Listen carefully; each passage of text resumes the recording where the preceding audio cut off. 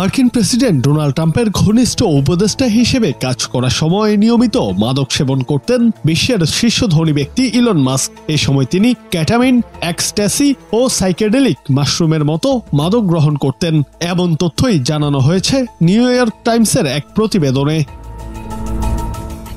এতে বলা হয়, ধনকুবের মাস্ক প্রতিদিন কেটামিন সেবন করতেন এবং প্রায় 20টি ঔষধের একটি বক্স সঙ্গে রাখতেন। অবশ্য ইলন মাস্কও অতীতে এক সাক্ষাৎকারে দাবি করেছিলেন প্রতি 2 সপ্তাহেই তিনি সামান্য পরিমাণ কেটামিন গ্রহণ করেন। ইতিপূর্বে 2023 সালের বসন্ত নাগাদ তার নেশার মাত্রা বিপজ্জনক পর্যায়ে পৌঁছে যায়।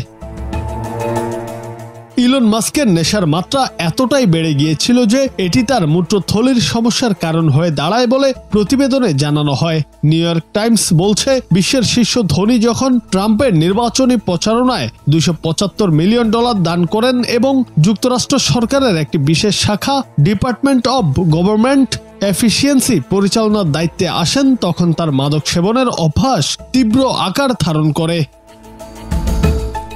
মাস্ক এই দিনগুলোতে বিভিন্ন গুরুত্বপূর্ণ বৈঠকে অংশ নেন এবং বাজেট সংক্রান্ত বিষয়েও সিদ্ধান্ত নিয়েছেন। তবে তার এমন দায়িত্বশীল পদে থাকা অবস্থায় তিনি নেশাগ্রস্ত ছিলেন কিনা সে বিষয়ে হোয়াইট হাউস কোনো মন্তব্য করেনি। 29 মে ট্রাম্প প্রশাসন থেকে পদত্যাগের ঘোষণা দিয়েছিলেন মাস্ক।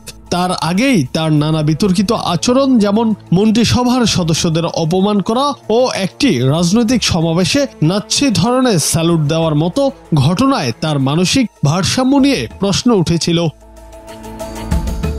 জুনায়েদ আহমেদ, বাংলা টিভি।